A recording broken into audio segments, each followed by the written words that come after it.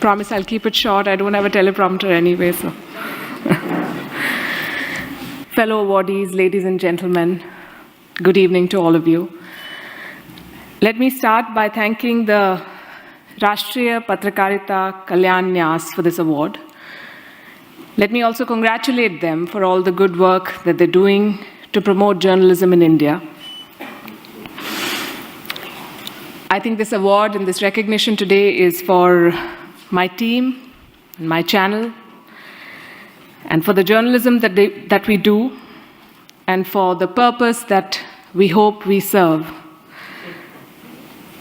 What is the purpose, we ask ourselves.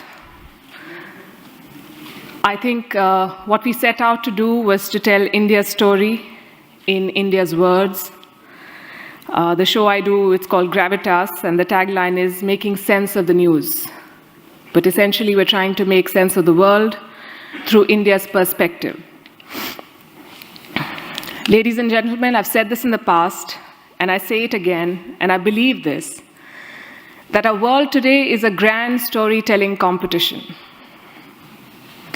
We are all striving to present our national, cultural, personal, all kinds of stories in the most persuasive manner.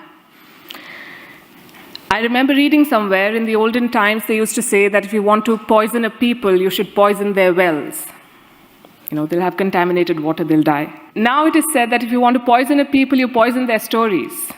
When you poison their stories, you contaminate their minds, and it's worse than dropping bombs. Because then you take away the self-confidence of a country. You devastate their morale. And I think that is more damaging any day than poisoning water or poisoning wells.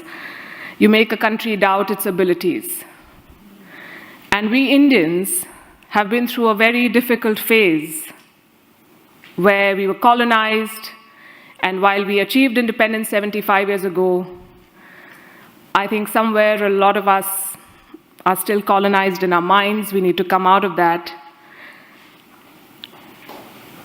So it is important to tell stories and tell the right stories in the right manner, because stories sway people. They change the course of policies, politics, and indeed the world. And this is my favorite example from the Second World War.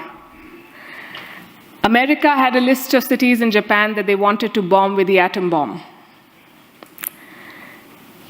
And on that list was the city of Kyoto. But the US then had a Secretary of War, and he decided that Kyoto should not be part of the list. We know which two cities were bombed eventually, Hiroshima and Nagasaki. He removed Kyoto because this Secretary of War in America had been to Kyoto on his honeymoon, and he saw how beautiful Kyoto is and how rich it is culturally, and he believed that that culture should not be destroyed. So the story of Kyoto won, and the story of Nagasaki and Hiroshima lost, which is why it is very important to also control your story, to actively shape it. We are a country of 1.4 billion people. We have more than 800 channels. We have a lot of content, and our phone is full of stories and videos and reels and all sorts of things that you all consume. We are a very aware and politically engaged people. From the tea seller to the CEO of a company, everybody knows what's happening. They can talk to you about Biden's policies, and they can also weigh in on what's happening in Bihar and everything in between. But we seek validation from the foreign press. If you've seen what's been making news in the past couple of days, you would know. The New York Times writes something about a policy in India, and it immediately becomes a Twitter trend. But why do we need a certificate from the foreign press? We may trash it. We may say that we don't care about what the New York Times is saying, but we do, because we discuss it. It affects us. We react to it. We consume it. The Economist says something about who we should vote for in an Indian election, and it becomes part of the political debate.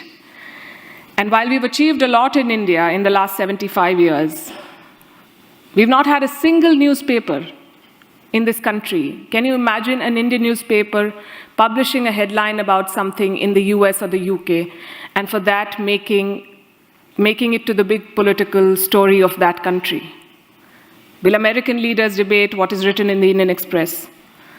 Will British leaders debate what's written in the Times of India? They're not affected by what we are saying, but we are affected by what they say about us. If there's disturbance in Kashmir, the BBC reports it, the Al Jazeera reports it.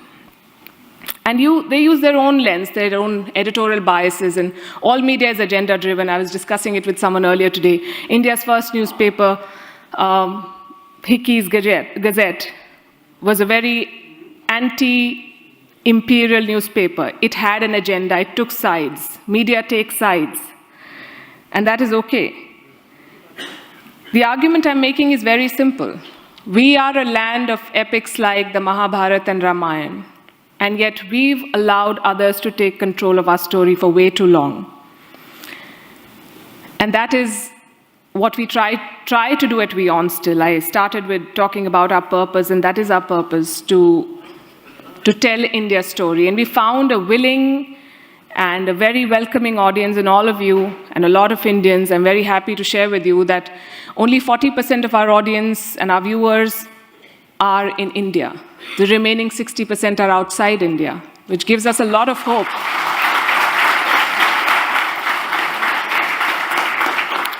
That in Europe, in Africa, in America, in Southeast Asia, there is an audience that wants to listen to India's perspective on what's happening in the world, that wants to know what India feels about global developments. And it's only time for a country that is ready to assume its role as a global leader to have a voice like that. When we began this journey in WION 5 years back, we are a young channel, we believed in the product, we believed what we were trying to do. But we never imagined that in so short a time, we'll get the kind of response that we do now. I was in Ukraine earlier this year, and people saw the mic, and there were some Indians, and they walked up to us and they said, "Ye hamara channel hai." And that gives us a lot of encouragement to do more of what we are doing. The numbers encourage both me and my team, and awards like these, thank you very much, also inspire us to do better every day. So on behalf of my team at WION, I want to once again thank you for the award. Thank you very much.